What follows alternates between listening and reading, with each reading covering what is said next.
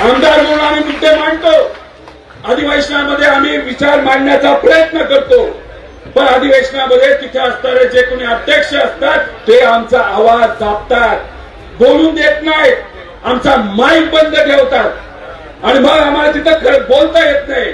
आपली मराठी मीडिया तिथं खरं मानलं पाहिजे, मराठी मीडिया अजून सुद्धा कुठेतरी आपले मीडियाचे नाही तर पत्रकारितेचे तत्व धरून आहे, आपले मुद्दे मांडतात, पण आम्हाला तिथं बोलता येत नाही, माईक बंद केलं जातं. ज्या पद्धतीने आम्हाला अधिवेशनामध्ये आमचं माईक बंद केलं जातं, हा कायदा आल्यानंतर तुम्हाला जे काय माईकचा अधिकार दिला आहे बोलण्याचा, लढण्याचा, तो सर्व अधिकार हा आपला निघून जाणार आहे.